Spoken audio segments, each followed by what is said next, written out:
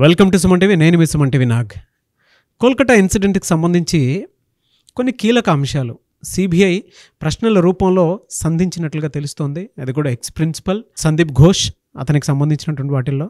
So ఆ ప్రశ్నలు ఏంటి, ఇప్పటి వరకు ఉన్నటువంటి డెవలప్మెంట్ ఏంటి, కేసుకి సంబంధించింది ఈరోజు మనతో పాటు హైకోర్టు అడ్వకేట్ రవీంద్రనాథ్ గారు ఉన్నారు. వారి మాటలో తెలుసుకుందాం.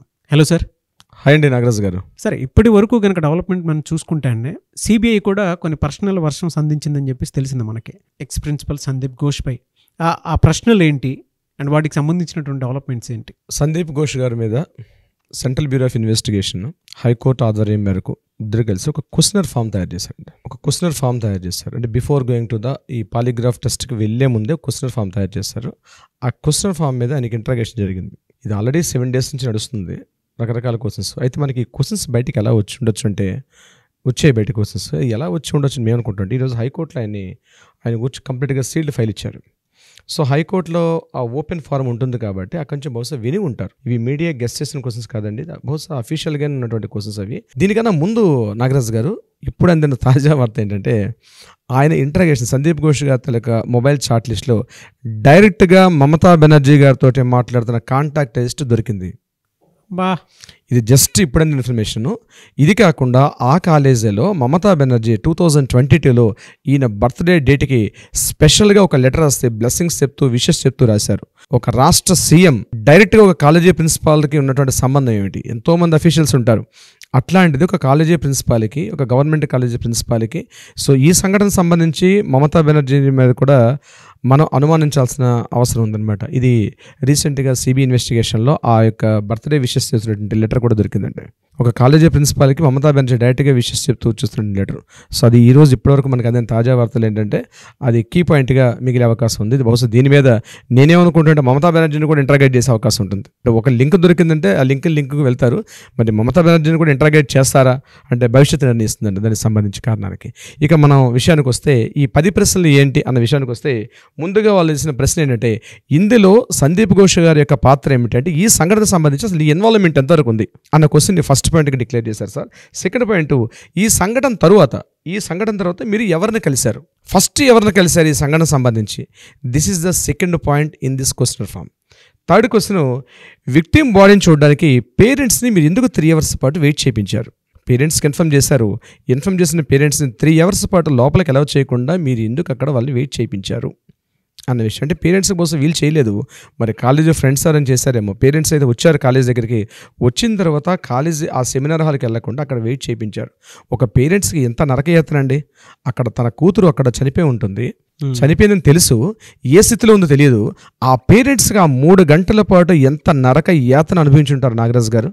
సో దాని విషయం మీద ఎందుకు మీరు వెయిట్ చేయించాల్సి వచ్చింది 3 గంటల పాటు అన్న విషయం కూడా థర్డ్ క్వశ్చన్గా డిక్లేర్ చేశారు. ఫోర్త్ పాయింట్ అంటే, అక్కడ క్రైమ్ సీన్ దగ్గరగానే, ఎక్కడైతే ఏ ప్రదేశం అయితే సంఘటనా స్థలం జరిగిందో, ఎక్కడైతే క్రైమ్ సీన్ జరిగిన ప్రదేశం ఉందో దాని దగ్గరగా ఉన్నటువంటి వాష్రూమ్ పక్కన కాంపౌండ్ వాల్, అది wall just compound, it's not compound wall, it's a wall. ఒక సింక్ ఉంది అక్కడ, వాష్ బేసిన్ సింక్ ఉంది. దాన్ని ఇమీడియట్గా కొలాప్స్ చేసి పక్కనే కొత్త కన్స్ట్రక్షన్ స్టార్ట్ చేశారు. ఇది ఎందుకు మీరు ఎందుకు చేయాల్సి వచ్చింది? With in over night 9th జరిగింది, 10వ తారీఖు ఇమీడియట్గా మీరు యాక్షన్ తీసుకున్నారు, ఎందుకు చేశారు అన్న విషయం మీద అడిగారండి. తర్వాత క్వశ్చన్, మీరు హోమిసైడ్కి ఎప్పుడు ఇన్ఫామ్ చేశారు అంటే, ఇన్ఫార్మర్స్కి, ఇక్కడ హోమిసైడ్ అంటే క్వశ్చన్ అంటే నేరస్తులకి ఇన్ఫామ్ చేసినట్టుగా మనం ముందుగా ఒకసారి కూడా చెప్పాము. నేరస్తులు డైరెక్ట్గా కాంటాక్ట్స్ ఉన్న సందర్భం ఏమో ఈ హోమిసైడ్కి మీరు ఎప్పుడు ఇన్ఫామ్ చేశారని క్వశ్చన్ చేశారు. తర్వాత ఈ సంఘటన సందర్భం మీకు తెలిసిన తర్వాత మీకు ఎవరు ఇన్ఫామ్ చేశారు ఈ సంఘటన? ఇక్కడ ఈ సెమినార్ హాల్లో ఈ మృతదేహం ఉన్నటువంటి ఈ విషయాన్ని మీకు ఎవరి ద్వారా తెలిసింది, ఏ పర్సన్ మీకు ఇన్ఫామ్ చేశారు అన్న విషయం కోసం జరిగిందండి. ఇకపోతే యాజ్ ఏ ప్రిన్సిపల్గా ఈ సంఘటన తర్వాత మీరు ఏమేమి మెజర్స్ తీసుకున్నారు అంటే, మీరు ఒక కాలేజీ ప్రిన్సిపాల్, మీకు ఆల్రెడీ లీగల్ కేసెస్ తెలుసు, మెడికల్ లీగల్ స్పెషల్ యాక్టే ఉంది. సో ఈ సంఘటన తర్వాత ఆ సంఘటనా స్థలాన్ని ఇమ్మీడియట్గా మీరు ప్రొటెక్ట్ చేయడం, లోకల్ పోలీసులకు ఇన్ఫార్మ్ చేయడం, అటువంటివి మీరు ఎందుకు ప్రికాషన్ తీసుకోకుండా మీరు ఏం చేశారు యాజ్ ఎ మెడికల్ లీగల్గా ఒక బాధ్యతాయుత స్థానంలో ఉంటూ మీరు ఏం చేశారు అన్న క్వశ్చన్ అడిగారండి. దాని తర్వాత ఎందుకు మీరు వెంటనే ఎఫ్ఐఆర్ చేయలేదు? దగ్గరగా ఉన్న తలా పోలీస్ స్టేషన్ పరిధిలోకి వస్తుంది ఈ ఆర్జేకర్ మెడికల్ కాలేజ్. మరి తలా పోలీస్ స్టేషన్కి ఇన్ఫార్మ్ చేసిన తర్వాత మీరు కంప్లైంట్ చేయగానే ఎందుకు దాన్ని ఎఫ్ఐఆర్గా నమోదు చేయలేదు?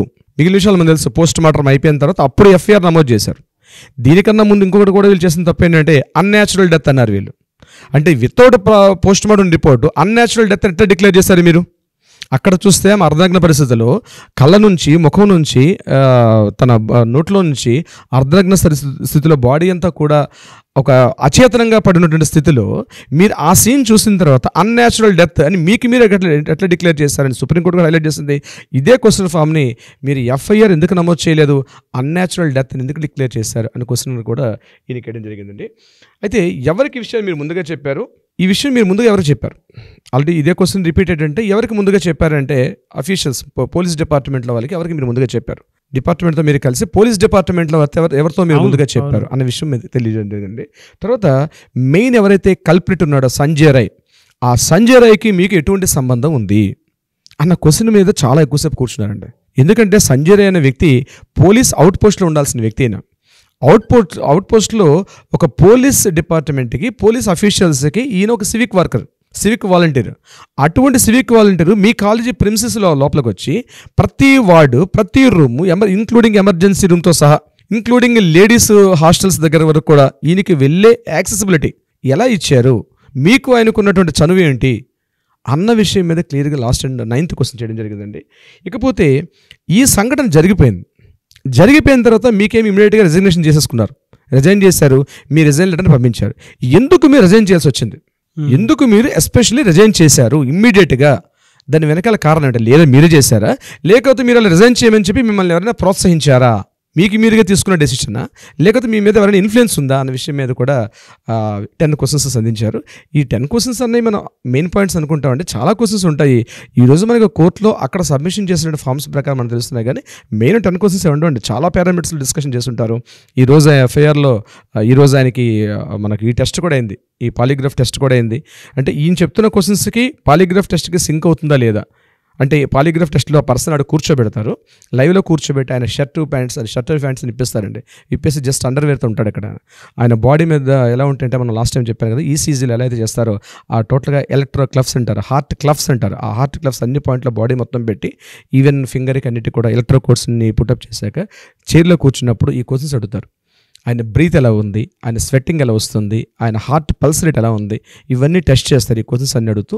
ఇది కూడా కొంతమంది నిపుణుల సమక్షంలో జరుగుతుంది. ఇదంతా కూడా కేవలం అక్కడే ఉండరు, ఇదంతా ఇట్స్ రికార్డెడ్ వర్క్ అన్నమాట. సో ఇదంతా కూడా సంజయ్ రాయ్ మీద జరిగింది.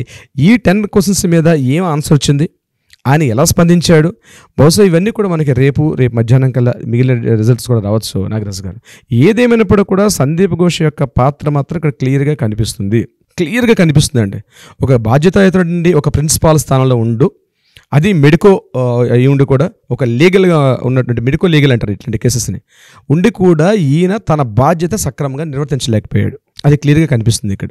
మీరు చెప్పినటువంటి విధానం ఉంది చూసారా, మీరు ఎంత ఓన్ చేసుకొని దీనికి ఎంత త్వరగా జస్టిస్ వస్తే బాగుంటుంది అనుకున్నటువంటి ఆలోచన, అంటే మనం చేసేటువంటి ప్రాసెస్లో మీకు ఇంకెంత బలంగా ఉంది అని చెప్పడానికి ప్రతి ఎమోషను ప్రతి మాట చాలా బలంగా చెప్తుంది sir. Thank you sir, thank you so much అండి. Thank you so much Nagaraj గారు.